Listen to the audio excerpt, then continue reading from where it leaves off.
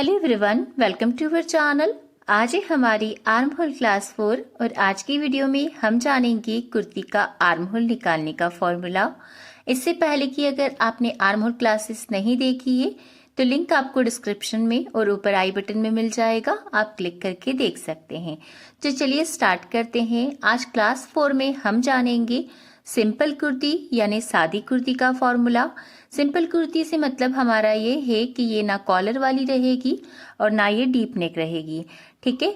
वैसे कॉलर वाली कुर्ती में भी हमें ज़्यादा कोई चेंज नहीं करना है, लेकिन मैं फिर भी आपको एक अलग से वीडियो में बता दूंगी प्रॉपर कॉलर कुर्ती का फॉर्मूला, ठीक है। और आप इस फॉर्मूले से भी बना सकते हैं, दिक्कत नहीं है कॉलर कुर्ती। लेकिन अगर आप शोल्डर स्लोप ज़्यादा लेंगे यानी कि शोल्डर डाउन ज़्यादा करेंगे तो थोड़ा बहुत एक्स्ट्रा आपको लेना होगा।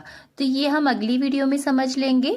आज हम सिंपल कुर्ती के बारे में बात करेंगे। जैसे रेडीमेड नहीं आती है जिसका बैक नेक छोटा होता है और फ्रंट भी ज़्यादा डीप नहीं होता है और फिर फ्रंट डीप है तो भी कोई दिक्कत नहीं है।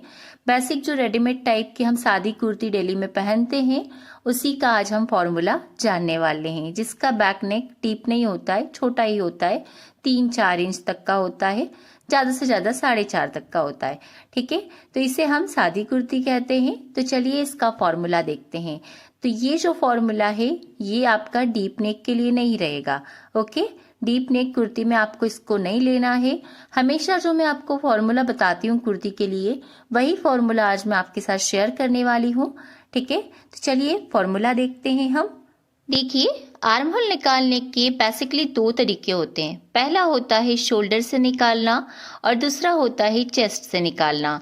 अगर मैं बात करूं कि इजी क्या है तो शोल्डर से निकालने का जो आर्म होल फॉर्मूला है वो काफ़ी इजी है। क्यों?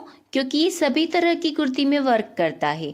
अगर आप कॉलर कुर्ती बनाएंगे तो उसका शोल्डर भी ज़्यादा लेंगे, है ना, क्योंकि उसमें रिक्वायर्ड है। शोल्डर भी ज़्यादा लेंगे तो उसके अकॉर्डिंग आर्म होल भी निकाल लेंगे हम कि शोल्डर से हम 1/2 इंच एक्स्ट्रा ले रहे हैं। या डीप नेक में आप शोल्डर कम ले रहे हो तो आर्म होल भी कम ले रहे हो। और शोल्डर से आप आर्म होल जब निकालते हैं ना तो वो बिगिनर्स के लिए काफ़ी इजी हो जाता है। अब देखो, ये जो दोनों फॉर्मूले हैं दोनों अपनी अपनी जगह सही है।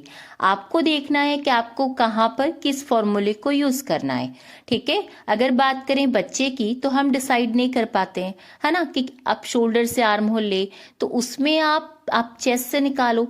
क्यों? क्योंकि चेस्ट से आप निकालोगे फॉर्मूले से तो आपको परफेक्ट मिल जाएगा। बाकी नॉर्मली अगर आप किसी का भी बना रहे हैं और आप बिगिनर्स हैं, आप ज़्यादा कहते हैं ना झंझटों में नहीं पड़ना चाहते, तो आप शोल्डर से भी निकाल सकते हैं। और शोल्डर वाला जो फॉर्मूला होता है शोल्डर से 1/2 इंच ज़्यादा, ये शोल्डर के बराबर, तो ये क्या होता है कि ये बिगिनर्स के लिए परफेक्ट है। इसमें कोई दिक्कत नहीं आती कि शोल्डर इतना लिया, आर्म होल इससे 1/2 इंच बढ़ाकर ले लो। या डीप नेक है तो आप इतना भी आर्म होल ले सकते हो शोल्डर के इक्वल, ठीक है। तो आज मैं इसके बारे में बात नहीं कर रही हूँ, सिर्फ आपको बता रही हूँ कि शोल्डर से निकालना काफी इजी हो जाता है। और हाँ, वैसे चेस्ट से निकालना भी काफी इजी है, इसमें भी कोई दिक्कत नहीं आती है। लेकिन चीजें आपको देखना है कि धीरे धीरे जब आप बनाओगे ना, आपका एक्सपीरियंस होता जाएगा तो आप सीखते जाओगे कि आपको कब क्या चीज इस्तेमाल करना है, ठीक है। तो आप बनाते रहिए, आपको ना एक्सपीरियंस होता जाएगा, ठीक है। तो शोल्डर से निकालो या चेस्ट से निकालो, दोनों तरीके परफेक्ट है, दोनों में कोई दिक्कत नहीं आएगी। शोल्डर से कैसे निकालना है ये भी मैं आगे वीडियोस में शेयर कर दूंगी। तो आज हम चेस्ट से निकालना सीख रहे हैं। चेस्ट से भी आपकी परफेक्ट फिटिंग आएगी। हमेशा मैं आपको चेस्ट से निकालना बता रही हूँ, शोल्डर से भी निकालना बता रही हूँ, तो दोनों तरीके परफेक्ट है। आप किसी भी तरीके से निकालो, चेस्ट में फॉर्मूला यूज करना है, शोल्डर से निकालना है तो कोई फॉर्मूला यूज नहीं करना है, ठीक है।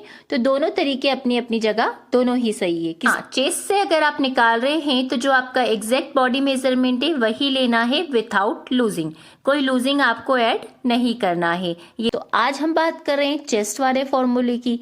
तो फॉर्मूला जो है वो है चेस्ट डिवाइडेड 5 यानी सीने का 5वां हिस्सा। हमेशा कुर्ती के लिए मैं आपको यही फॉर्मूला बताती हूँ। पिछले 3-4 सालों से जो मेरी क्लासेस चल रही है सभी में मैंने आपको कुर्ती के लिए यही फॉर्मूला बताया है, ठीक है। अब कई लोग कंफ्यूज हो जाते हैं कि आप कभी चेस्ट डिवाइडेड 6 बताते हैं, कभी चेस्ट डिवाइडेड 5 बताते हैं, कभी शोल्डर से बताते हैं। तो देखो, चेस्ट डिवाइडेड 6 मैं ब्लाउज के लिए बताती हूँ और उसमें भी मैंने कुछ बताया हुआ है कि कब और किस तरह से आपको यूज करना है। शोल्डर से बताती हूँ तो वो भी मैंने आपको आगे क्लियर किया कि कटिंग को ईजी बनाने के लिए मैं शोल्डर से बताती हूँ, ठीक है। और शोल्डर का भी परफेक्ट जाता है, उसमें कोई दिक्कत नहीं आती। और इस फॉर्मूले से भी आप बनाइए, आपको कोई दिक्कत नहीं आएगी। बस एक चीज का ध्यान रखना कि जो भी चेस्ट का बॉडी मेजरमेंट है आपके कस्टमर का, वो विथआउट लूजिंग होना चाहिए, क्योंकि ना लूजिंग के साथ कभी भी फॉर्मूले काम नहीं करते हैं। हमेशा बिना लूजिंग के ही फॉर्मूले वर्क करते हैं, लूजिंग के साथ नहीं। तो ये जो मैंने 30 लिया है, ये भी विथआउट लूजिंग लिया है। अब कोई भी एक चेस्ट साइज मैंने ले ली, जिसे मैंने 30 चेस्ट ले लिया, यानी 30 सीना, और इसे डिवाइड किया मैंने फॉर्मूले के अकॉर्डिंग 5 से। तो हमारी आर्म होल लेंथ कितनी निकल कर आई? 6 इंच निकल कर आई, यानी कि 6 इंच। तो ये क्या है? हमारी आर्म होल लेंथ। अब आपके माइंड में क्वेश्चन आ रहा होगा, क्योंकि पिछली क्लास में मैंने बताया कि शोल्डर स्लोप के बाद इतना लेना है, तो ये भी मैं क्लियर करूंगी, बस आप वीडियो को कंप्लीट देखिएगा, ठीक है। अब यहीं पर 40 चेस्ट है, तो आर्म होल कितना आ जाएगा? 8 निकल कर आ जाएगा, यानी कि 8 इंच। ऐसे ही आप आपकी चेस्ट साइज के अकॉर्डिंग निकालते जाओ, लेकिन 9 या 10 से ज्यादा आपको आर्म होल नहीं लेना है, चाहे कितनी भी हैवी साइज है। वैसे 9 भी काफी है, ठीक है। अब बात कर लेते हैं आर्म होल लेंथ की। तो देखो, इसमें कोई शोल्डर स्लोप का नहीं छोड़ना है, डायरेक्ट ऊपर शोल्डर मार्क करके आपको आर्म होल ले लेना है। जैसे ऊपर मैंने मार्क किया और मेरी पूरी आर्म होल लेंथ जैसे 7 निकल कर आई, तो मैंने 7 ही ले लिया, कुछ भी शोल्डर स्लोप का मैंने छोड़ के नहीं लिया है, ठीक है। पिछली क्लास में मैंने जैसे बताया था ना, शोल्डर स्लोप का लेकर ब्लाउज के लिए, ऐसा इसमें नहीं है। ऐसा आपको इसमें पूरा जितना भी आर्म होल लेंथ निकल कर आया है फॉर्मूले से, वो पूरा यहाँ से यहाँ ले लेना है। कुछ भी छोड़ने की जरूरत नहीं है, कुछ भी प्लस करने की जरूरत नहीं है, ठीक है। अब यहाँ पर आती है 0.5 या आधा इंच। ये क्या है?